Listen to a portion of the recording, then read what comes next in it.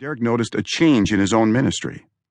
His sermons were becoming more conversational in their approach and tone. He had not made that move as any grand strategic plan, but it was certainly a noticeable change from his style several years ago. Derek surmised that the increased number of millennials in the church had influenced his approach to preaching. These young adults included professionals in a growing technology company in the community, and others of them were coming from a nearby university. It was obvious the millennials preferred the conversational style of preaching. The most positive feedback to his sermons came when he shifted to the more informal approach. He was therefore certain his change in preaching style was a direct result of the increasing number of young adults in the church. The pastor had also noticed the older congregants embracing his changing preaching style.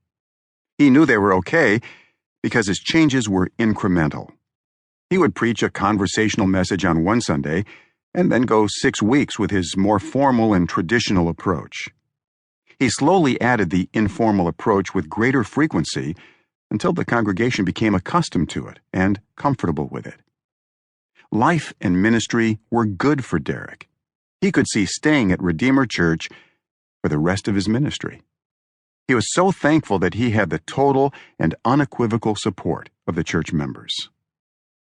At least, he thought he did. The shocking conflict. Derek had become increasingly uncomfortable with the pulpit he had used for all 8 years at Redeemer Church. It had served him well when he was preaching more formally from a manuscript, but now he liked to get closer to the congregants. He saw the pulpit as a massive wooden barrier. It did not complement his newer preaching style.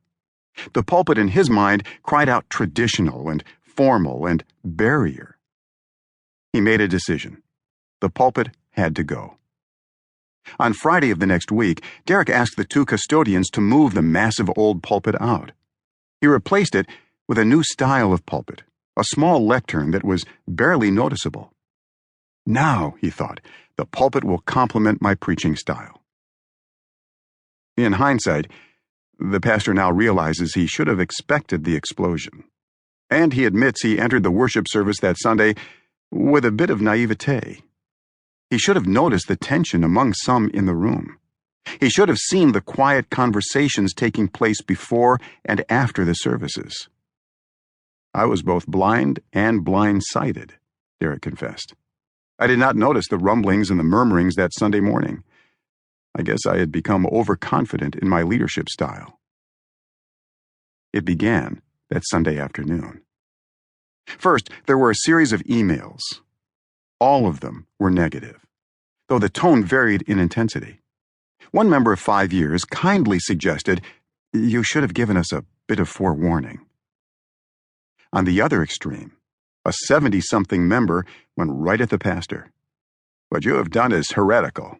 You ought to be ashamed of yourself. I think we need to call a vote of confidence about you." The rest of the email was another 800 words, but you get the point. It was bad. Real bad. Derek lost count of the emails, the meetings, and the phone calls that week. There was not a supportive voice among them. He stopped looking at Facebook after he saw several posts blasting him. The pastor knew he had messed up. "I violated my own leadership principles," he said. "I have always led change incrementally in the established churches I served. I've tried not to surprise people, and I tried to get as much buy-in as possible." He paused for a moment.